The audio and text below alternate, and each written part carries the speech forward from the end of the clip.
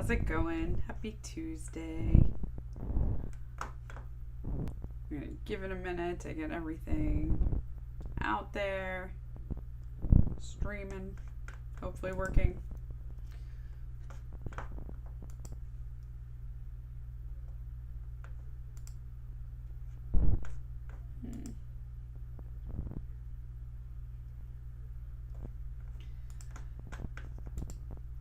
Hope you're having a good day. Hope things are going well. So I'm going to get into this. We're going to be talking about very exciting 1098T forms. So let's get started. Hi, I'm Bette CPA CGMA. Today I will explain Form 1098T and what it means for college students. So let's go ahead and jump in.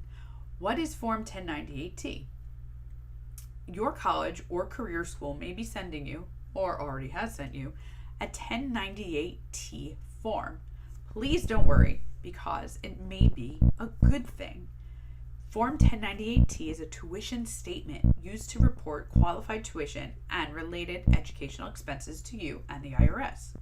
So why might receiving this form be a good thing?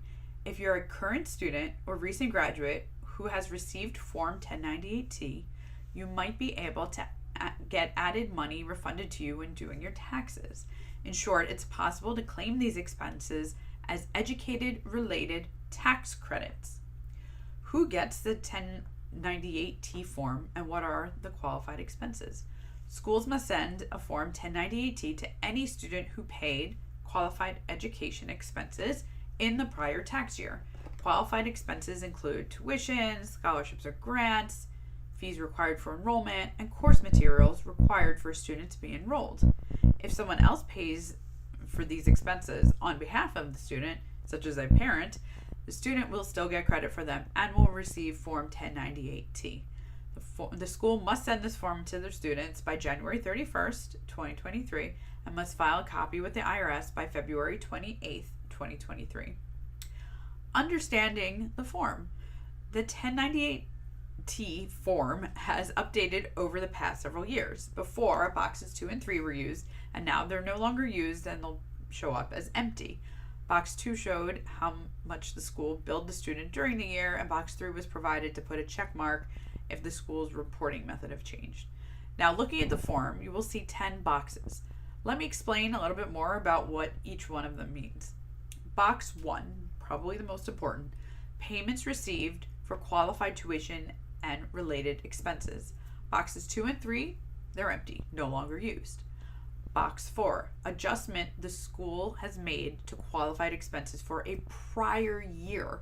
The student may be responsible for additional taxes if that year, if it turns out that the previous year's expenses were lower than they had previously reported. Box 5, scholarships or grants. These may reduce the number of qualified expenses students can use when calculating a credit.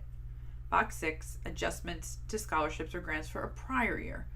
Again, these adjustments may affect the student's tax liability for the previous year, so the student may have to file an amended return.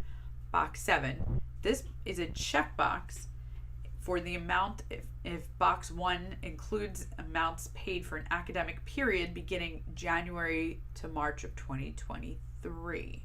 Remember, this is a form for 2022, so they're telling you if there's some of the fees are for the following year.